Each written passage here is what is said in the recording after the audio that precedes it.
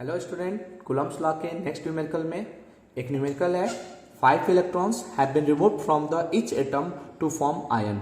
यानी किसी एटम से 5 इलेक्ट्रॉन को रिमूव करके आयन बनाया जा रहा है और find the electrostatic force between two such ion when separated by a distance of 4 angstrom in air. यानी कि दोनों आयन को जब हम लोग 4 एंगस्ट्रॉम की दूरी पर एयर में रखेंगे तो बताइए कि उनके बीच में इलेक्ट्रिक फोर्स कितना लगेगा।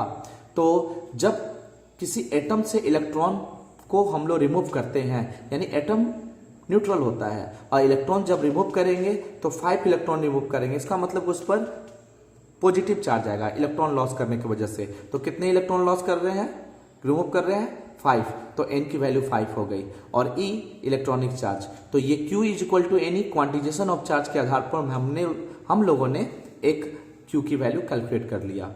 यानी कि जब इलेक्ट्रॉन कोई एटम 5 इलेक्ट्रॉन लॉस करेगा तो उस आयंस पर जो चार्ज आएंगे उसकी वैल्यू 8 × 10⁻⁻19 कूलम होगी। अब क्वेश्चन कर रहा है कि दोनों को 4 एंगस्ट्रॉम के बीच 4 एंगस्ट्रॉम से सेपरेट किया गया है, तो बताना है कि कितना फोर्स लगेगा। तो मैंने Q और Q दो चार्ज सेम चार्ज है क्योंकि क्वेश्चन में दोनों सेम चार्ज है, तो सेम चार्ज को 4 × 10⁻⁻4 10 मीटर से, क्योंकि 1 एंगस्ट्रॉम में 10⁻10 मीटर होता है, इससे सेपरेट कर दिया। तो उसको कूलम्ब्स लॉ के आधार पर इस पर लगने वाले फोर्स को कैलकुलेट करते हैं। कूलम्ब्स लॉ कहता है F = kQ²/r²। Q Q1 और Q2 का प्रोडक्ट है। अब सॉल्व करते हैं तो K का वैल्यू 9 × 10⁻9 हो गया, Q का वैल्यू 8 × 10⁻19 का होल स्क्वायर हो जाएगा और R इनके बीच की दूरी है 4 × 10⁻10 का होल स्क्वायर। जब हम इन वैल्यू को सॉल्व करेंगे तो 3.6 × 10⁻8 न्यूटन का फोर्स कैलकुलेट हो जाएगा। ये एक सिंपल प्रॉब्लम था। अब हम लोग कुछ दूसरे प्रॉब्लम की ओर देखते हैं।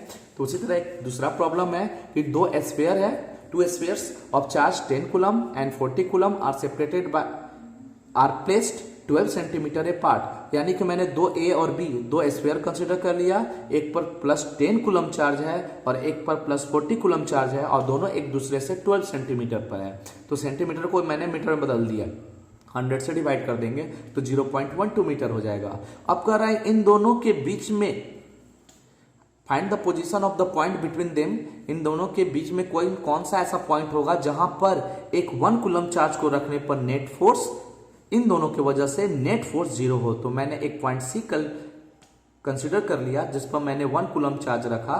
तो अब मान लिया कि इस पर नेट फोर्स इन दोनों चार्ज की वजह से 0 है। तो सबसे पहले स्फीयर A की वजह से C पर हम लोग फोर्स दिखाएंगे।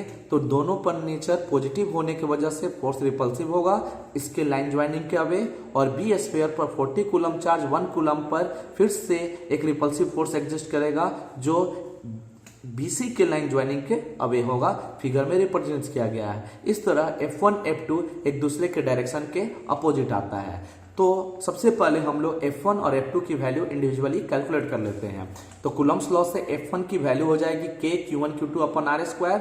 K की वैल्यू 9 × 10⁻9 एयर के लिए, Q1 Q2 10, Q1 हो गया 1 हो गया, Q2 हो गया 1 और बीच की दूरी R को हमने X कंसीडर कर रखा है।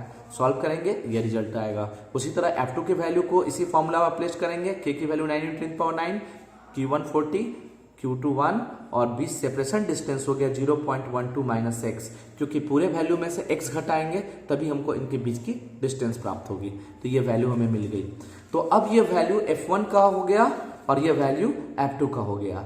अब क्या कहता है, C पॉइंट पर नेट फोर्स दिखाना है। जबकि नेट फोर्स 0 है तो इसका मतलब कि जब दो फोर्स अपोजिट डायरेक्शन में हो तो दोनों का सब्सट्रैक्शन ही नेट फोर्स होता है और वो नेट फोर्स 0 हो गया। तो इस तरह हमको F1 और F2 इक्वल हो गया।